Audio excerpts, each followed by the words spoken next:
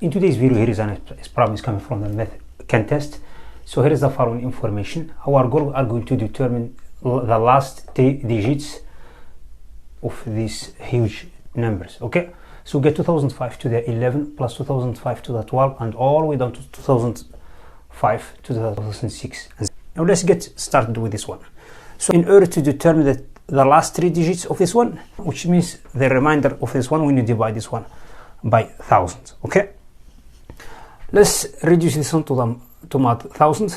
So if I'm going to reduce this one to mod 1000, so this one is clearly we get a remainder 5 here, 5 and all the way down, since we have the same term, the last digit. Okay, so we get here, this one is a congruent, this one is a congruent to 5 to the 11 plus 5 to the 12 plus 5 to the 13 and all the way down to the 5 to the 2006. Okay, this is all these things is mod 1000. Okay, also notice here 1000 is the same as 125 is multiplied by 8. Okay, if you take a look carefully here, we know 5 squared is a congruent to 1 mod 8. Okay, so we are simply going to raise k as an exponent here. Also, let's multiply both sides by 5. So I get 5 to the 2k plus number 1 is a congruent to 5 mod 8. Okay, if you take a look at each term here, so we get odd, we get even, odd, even, all the way down to the last one, which is even. So if I'm going to reduce this, since we got mod 1000 here, so we are going to reduce this one into different. We are going to reduce this one to the mod 125 as well as 8. Let's reduce this one to the mod 8 first. If I'm going to do that, we are going to add the add powers. We are going to collect the add terms and even terms. So how many of the remainder number 1, how many of the remainder number 5 here? It's clearly, if you calculate the terms of this one, from 11 to 2006 we get 1996 terms. Since we get 1996 terms here, we get half of these terms is a odd power, the other one is an even power. So we will have the same, we will have equality between odd and even powers. Okay, so how many of the remainders number 1 and how many of the number 5? So we get half of this one and half of this one. So which means from 11 and 2006 there is 1996 terms. Okay, so this one immediately is going to give us capital A is a congruent to 1996 over 2 the remainders 1 plus the remainders 5.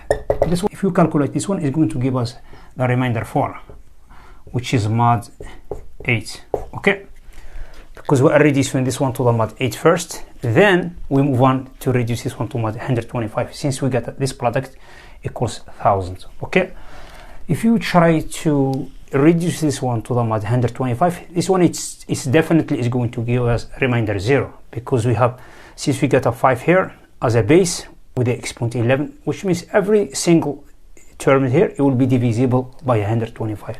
This one immediately is going to give us capital A is a congruent to 0 mod 125.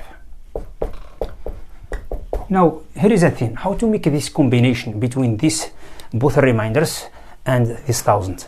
It's clearly we are going to apply the Chinese remainder theorem. What's the Chinese remainder theorem says? So if we have x or capital A, let's do this equality here, is a congruent to E1 is multiplied by capital M1 is multiplied by the inverse of this one, minus 1, plus the second remainder, which is A2, is multiplied by M2 is multiplied by the inverse of this one, and all the way down AN is multiplied by MN is multiplied by the inverse of this one. Okay, so this one will be reduced to the mod N. Now let's define all these terms which I have written here. So it's clearly if x is a congruent, we have a remainder of this one, let's call it E1 mod M1, and the same x, we will have a different remainder which is E2 mod M2. I'm going to keep this one all the way down, is a congruent to En mod N. Okay, Mn. This is in general. Okay, This is the general formula for the Chinese remainder theorem. So how to find A1? A1 is clearly a remainder here. We need to find M1 and the inverse of M1 here, so capital M, and also M here.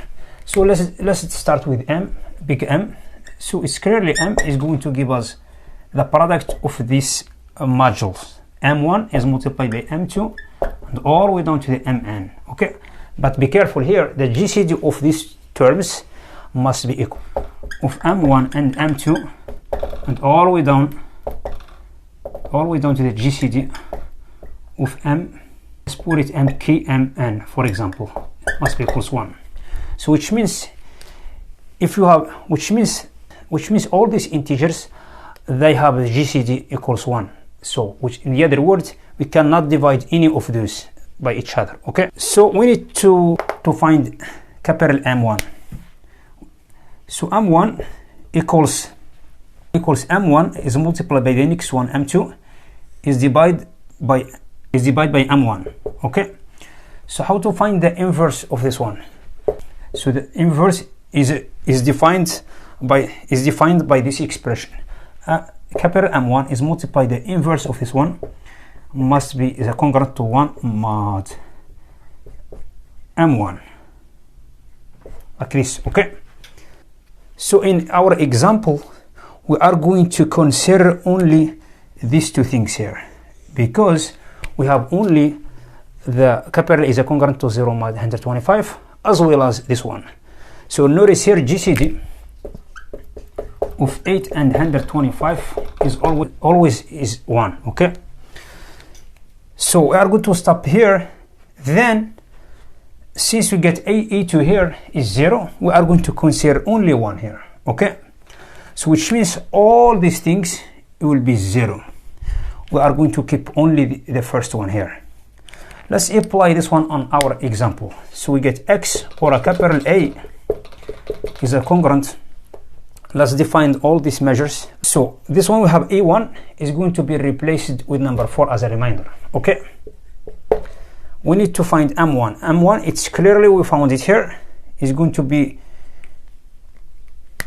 we have M1 is going to be replaced. M1 is going to be replaced with a modulo 8, and M2 is a modulo 125 is divided by the same thing, M1, which is 8. Let's cancel out 8, I will be left with 125. Now we found M1 is 125, so let's replace it here. I get 125 is multiplied by the inverse of this one is a congruent to 1 mod M1 is going to be replaced with 8 modulo 8. Now how to find the inverse of this one? Which appropriate value of this inverse in order to get 1 mod 8?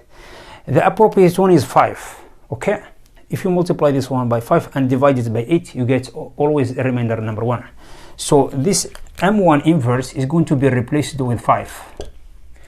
So we get all these things now. So we get X, capital A is a congruent A1. A1 will be replaced with 4 as a remainder, is multiplied by 125 by 125, and is multiplied by 5, reducing this one to mod 1000, because now we are going to make the combination. Now we are looking for the capital M. Capital M is a product of this one, so we have only this product. We have 80 is multiplied by 125, which is 1000. Okay, if I'm going to reduce this one, it's more clear. 4 is multiplied by 125 is going to give us 500.